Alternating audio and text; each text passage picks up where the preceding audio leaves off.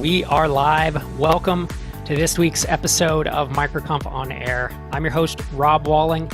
And as always, every other Wednesday at 1 p.m. Eastern, 10 a.m. Pacific, we live stream for about 30 minutes and we cover topics related to building and growing ambitious SaaS startups that bring us freedom, some purpose, and allow us to maintain and value healthy relationships.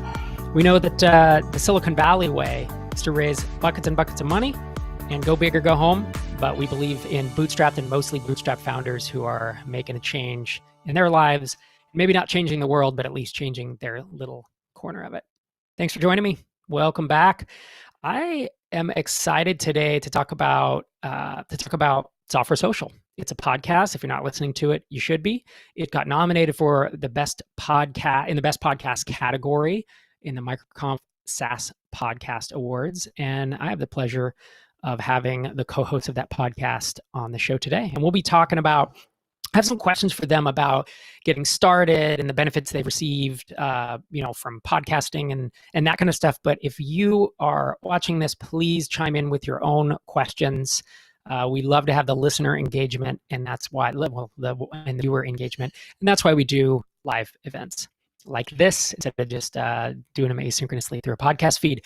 Before we dive in, I want to mention MicroConf Remote, which happens at the end of the month, March 23rd, 24th, 25th. It's going to be a pretty amazing event. Producer Xander is really outdoing himself on this one. So microconfremote.com if you want to get on the list for that. And we'll be putting tickets up for sale here in the next few days. It's an early stage event, and it's aimed at folks trying to get their first 100 customers. And it's going to dive deep into 4 specific early stage marketing tactics. And we're going to have folks on who have done a specific tactic to get early stage traction. And so, example, AppSumo or posting on Product Hunt. And we're going to have a founder or subject matter expert on who has done that very thing and will share as many numbers with us as they can. So it's going to be a real barn burner, especially if you're early stage. And I look forward to seeing you there here towards the end of the month.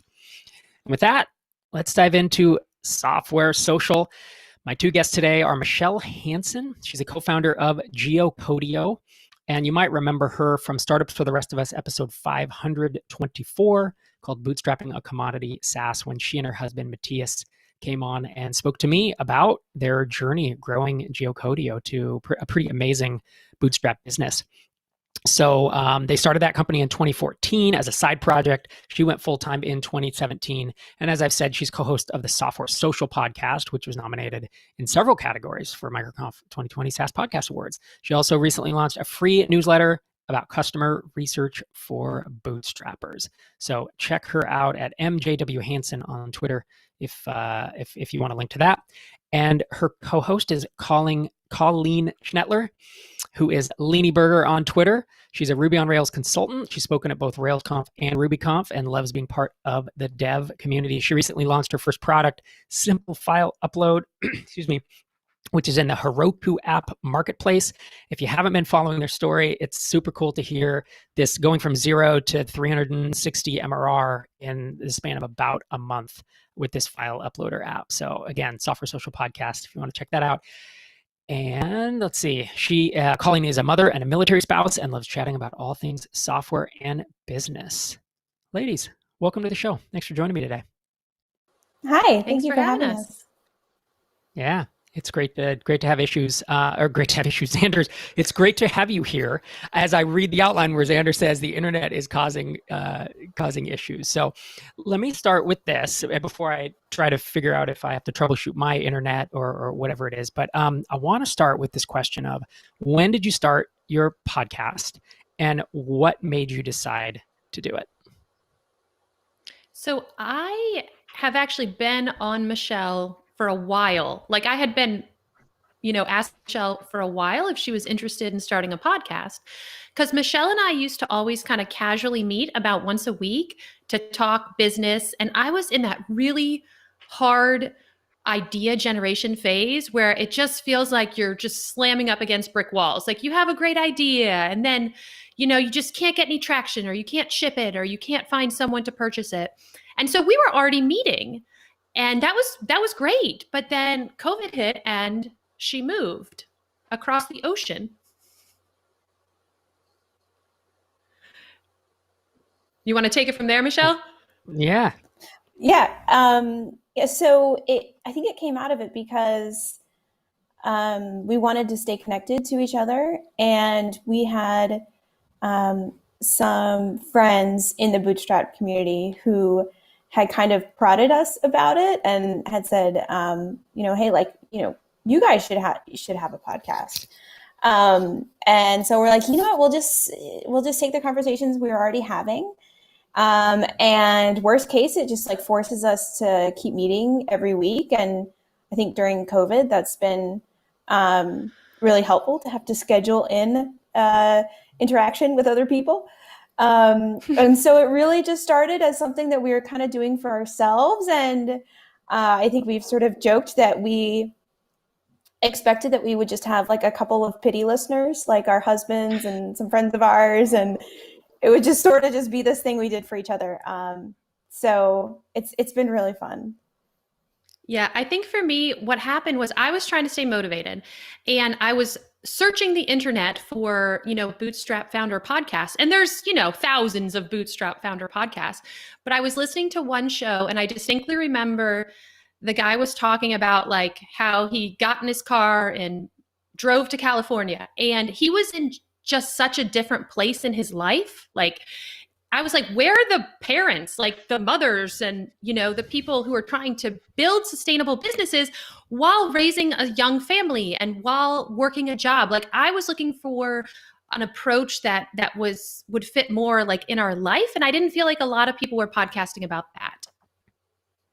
Yeah, love it. And that's really why a lot of us, I think, start a podcast, or even why we started MicroConf, was that we looked around for other people trying to do what we wanted to do in the way we wanted to do it. And I like, Colleen, you just said, I want to start a startup, or I want to start a product that fits around my life and not the other way around. I'm not going to be able to, I have 3 kids and a mortgage. I'm not going to be able to hop in a car and drive to California and sleep, on the side of the road in Santa Clara. Like some people do. It makes a great story, but that's not a lot of our reality. And that's frankly the name of my podcast is Startups for the Rest of Us. And we named it that because this is 2010, and we wanted to talk about building ambitious startups, but that also worked with our goals and our life. And it was for the rest of us, for all of us who can't uproot and sign up for Y Combinator and maybe move to San Francisco for 3 months, because that's just has never been a reality for me. So, I mean, I love that you guys started it. Because A, we need more bootstrapping podcasts, and B, I just love to see more diverse voices coming into this space. It has been, it's something I talk about every state of independent SaaS. It's something we focus on with MicroConfs in terms of getting more attendees and more speakers who are, just underrepresented. And so I love that you started it, and I've been listening to it since I first heard about it. I'm curious, have you been doing this podcast now for how long? Since early August, July. Okay. That sounds right. I think early August was when we first launched. Yeah. Mm-hmm.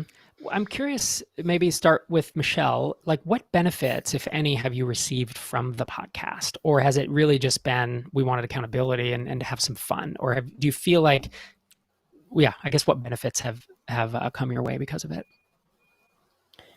Something that's really important to me as a person is that when I go through something difficult, that I make it easier for the people who come after me.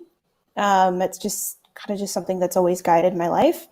And so by doing the podcast, I feel like I think we sort of have this goal of sort of demystifying it, right? Because a lot of people want to start a company. They want to bootstrap a company. They don't really know where to start.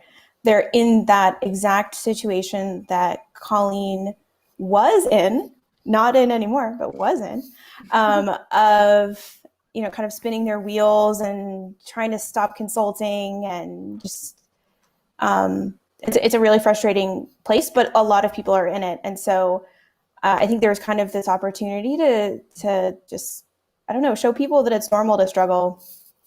And just normalize that, I think.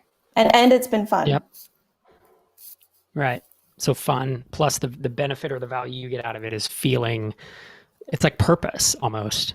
If I would just look at freedom, purpose, and relationships, like gives you, yeah, that makes sense. How about you, Colleen? I've gotten tremendous benefit out of it. I mean, part of the reason I wanted to start it was so I didn't quit and I actually launched something. Why is it so hard to launch something?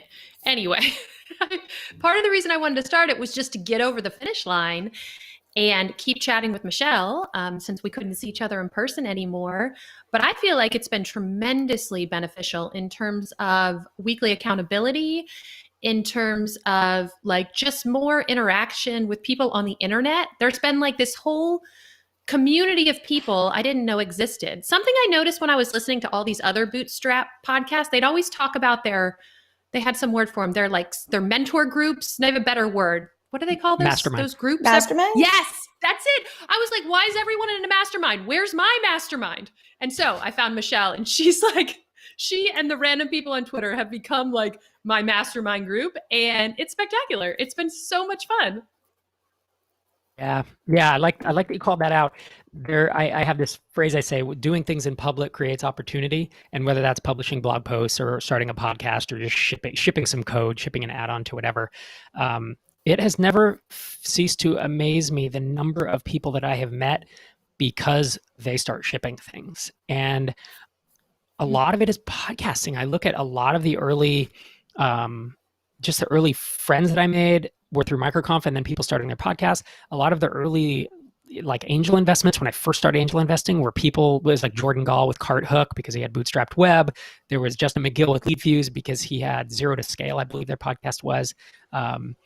I don't know. There's just something about it that it feels, when you're listening, I think it always felt to me like, will I ever be able to do this? Or it's like this coveted spot. And then once you start doing it, you're like, wow, I'm kind of in the in crew already. It was way less work and way easier, I think, than I thought. Because there just aren't that many people who are doing what the two of you do, which is to get on the mic every week and to do it, even 8 months. Most people don't last that long.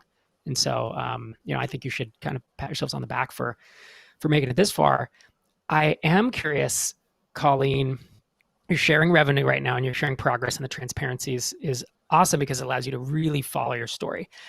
What I've seen a pattern where folks are transparent to a point, and then when they usually hit 10 or 20K, and then it's like, I don't think I'm going to do this anymore. I'm going to kind of shut it down. Have you given any thought to that about whether you'll continue to share perpetually, whether you'll decide when as you get there, or whether there is a mark where it's like, well, once I start hiring employees and people are, if you wind up doing that, or once I'm making my full-time living off of this, it's perhaps too dangerous, may invite competition, whatever reason. Have you given any thought to longer term what that transparency might look like?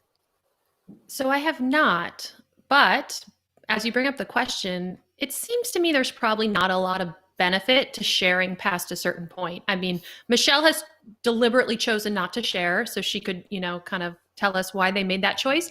But it seems like it's so great to share in these early days because you get so much bad press on the internet saying like, you're going to get 10,000 MRR your first month. And that's just not the reality. So I love being in sharing their like small MRR growth. But I definitely think there's going to be a point where there's, it's not value added to the community anymore. Yeah. We have a listener or a viewer question from Pablo, and maybe I'll throw this to Michele first, and Colleen, you can add any additional thoughts. How much time and or money do you dedicate to the podcast outside of the time spent on air? That's such a good question. So I guess we'll start at the beginning. So every week we record and we try to keep it to 30 minutes intentionally so that somebody can listen while they're, driving to and from the grocery store or walking the dog or whatever that is. We block off an hour for that. And that includes us like chit-chatting. Like what people don't hear is that like Colleen and I having social hour after we get off recording. Right. We actually don't prep for the podcast. We did initially, and we would like both come into it with something we wanted to say and plan to each talk for 15 minutes. And we found that we were both kind of talking in paragraphs and sounded very stilted. And something that has been important to us is that it sounds conversational and social. And so we found that sort of imposing that structure was inhibiting that.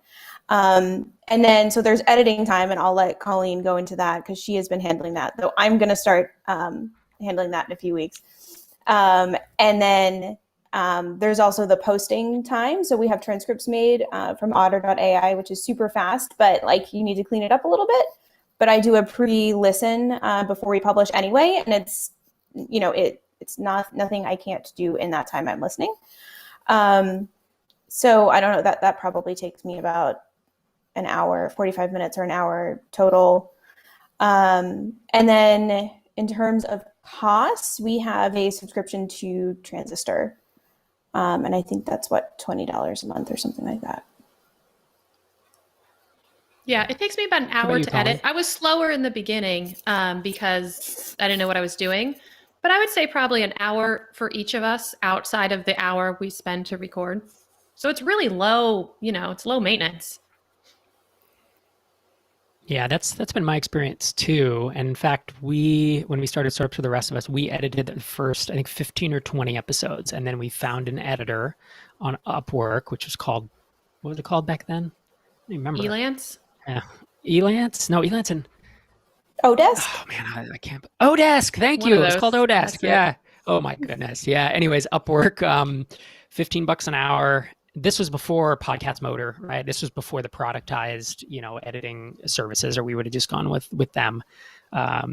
So I think similar to you guys, or to similar to the two of you, I spend time on the mic, and then for me it's only about, it made an additional half hour of prep because I pay for all the other stuff, you know. And to give you an example, because Pablo said, you know, I have a friend I have a similar regular conversation with, similar to Software Social, and I've been thinking of turning it into a podcast too. Do it. And so he's kind of trying to think through. Yeah. So it's not, you know, if you have a bit of budget, you can throw it out at $75 an episode for like Podcast Motor to do your editing and posting. Or you can do it, you know, on your own, like Colleen and Michele are doing. But I don't feel like it's the insurmountable amount of work, especially if you do keep the episodes shorter. Start going to 45 or minute or an hour episodes, it can get a little more cumbersome. But honestly, the thing that takes the most time is talking to people on Twitter the day when an episode goes live. And that's also the most fun part about it too, is just chatting with people about what they thought and what it made them think of and questions they have. Like that's one of the best parts, as Colleen mentioned earlier. So the day it goes live, you tweet the episode out, and then do folks respond and say, hey, this helped me? Like, do you have a cool example in the past month or something of someone like bringing something up specific that you felt like our work here is done, achievement unlocked?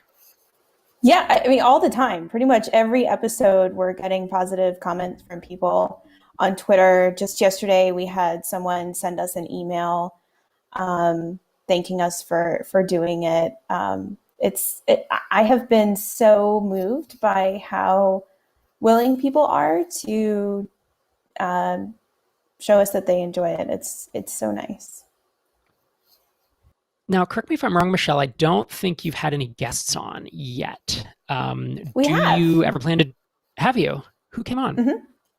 So we had Alex Hillman on in September, and then we had Michelle Penzick from Squared Away, which is a company that does military spouse virtual assistants.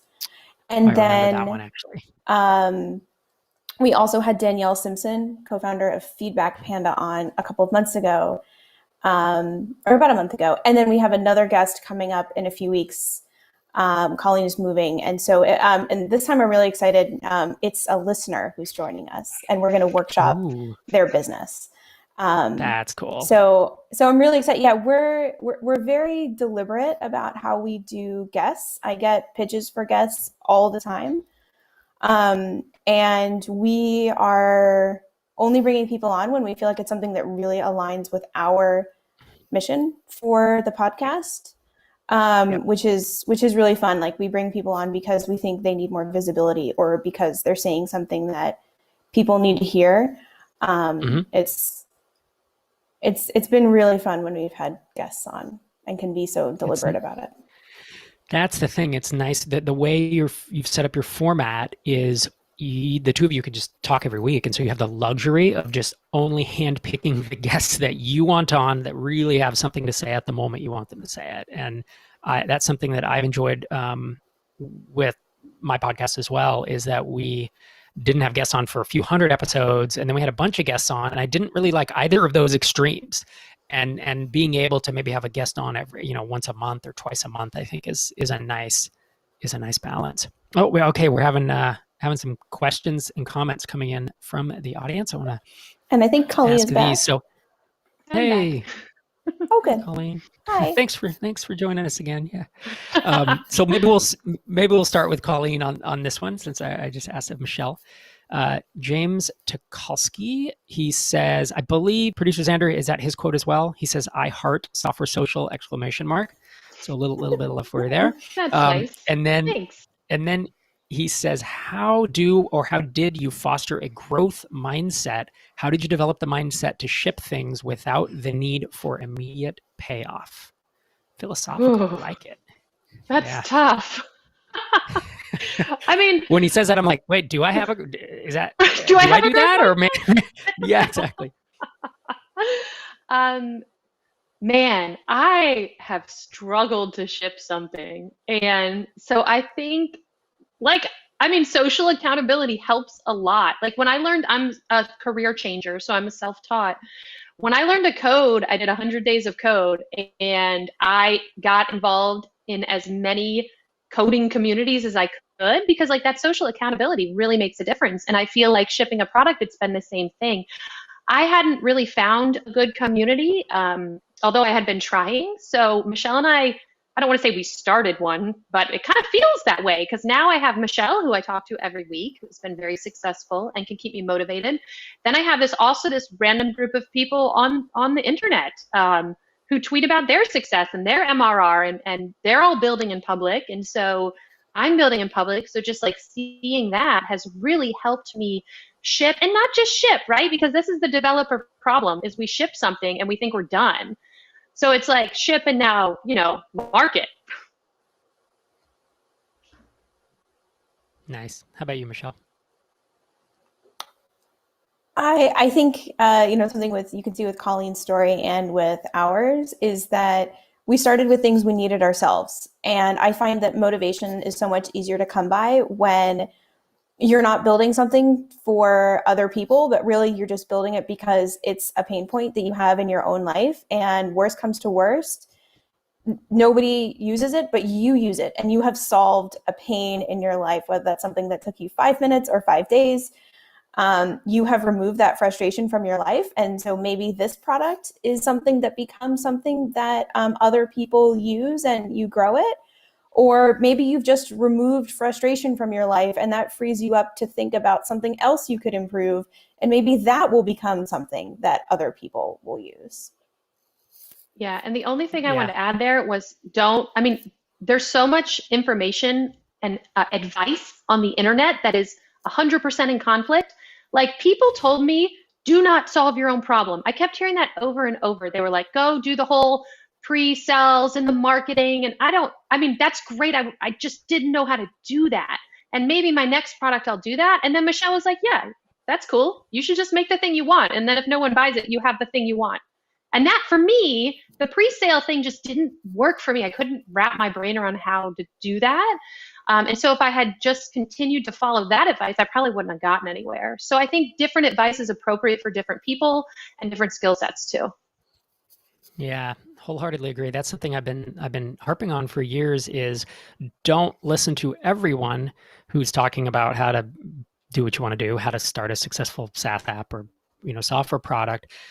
Find the 1 or 2, maybe 3 tops who really resonate with you and who you feel like their approach matches with you, or like they're where you want to be. I have some, I'll call them virtual mentors or people who I look up to. people like Jason Cohen, Heaton Shaw and such. But when I look at Jason Cohen runs WP Engine, or, he's co-founded that. I don't have the desire to build essentially what is going to soon be literally a $1 billion business with 500 employees already. And, they've taken enormous amounts of capital. That's what he wants to do. And he's doing an amazing job at it. But I don't particularly have that desire myself. Now I can take and choose some of the stuff when he talks about bootstrapping, and use that in my own portfolio or in my own kind of mental models. But in addition, I think finding someone who has done it, hopefully done it a couple times, because oftentimes it's you have to determine whether did they have a lot of luck, or did they really have the the chops, and have they really executed on this for a long time, and finding someone that resonates with you and someone that I think you respect. I think the other, I've heard folks idolize whoever you want to say who's a business person who maybe some people might not like, an Elon Musk or Jeff Bezos.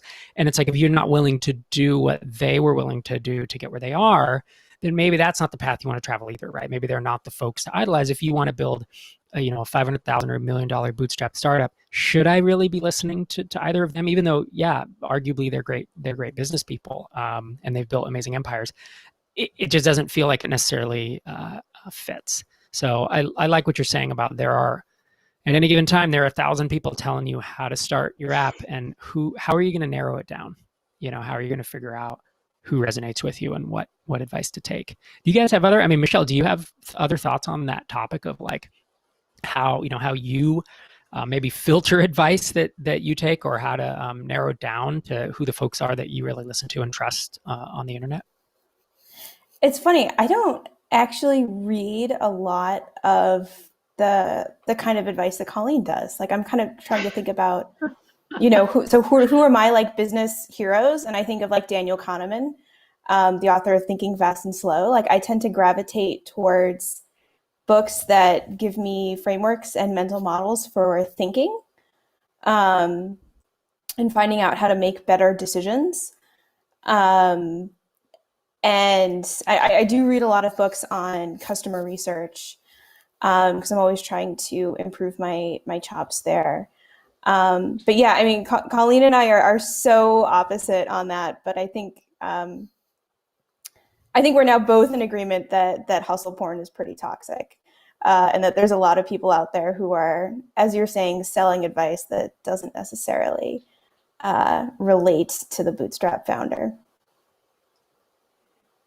You have any other thoughts, Colleen? No, I think one of the things Michele mentioned is she consumes a lot of books. And originally when I started, I would just read a lot of blogs, and they're both useful ways to get information. But, thanks to her recommendation, I've been reading some of these books she's recommended. And I think that, those have really resonated with me a little bit more. I think when you start to feel like you're never going to make it, you start to get on the internet and read things on the internet. And that can lead you down maybe not the most productive path. Hear, hear. I agree. Colleen and Michele, thank you so much for joining me today. And thanks for starting Software Social and being nominated for the best podcast at MicroConf SaaS Podcast Awards after 6-7 months on the air is pretty cool. So folks, again, want to find you on Twitter at MJW Hansen with an E and at Leany Burger. Thanks for joining me. Thanks for having us. And with that, we'll wrap up for the day. Oh, yeah. Am I still live? Guys, I'm having an internet problem. Sorry about that. Again, microconfremote.com, cheat codes for early stage marketing strategies. We have an interactive video game environment that is pretty dang cool. So I would encourage you to go check it out. MicroConfConnect.com. You'll see the dates on the screen. It's March 23rd through 25th, 11 a.m. to 12:30 Eastern Time. There's an interactive pass, and then there's a video only pass if you just want to do the live stream. But you should check out this thing.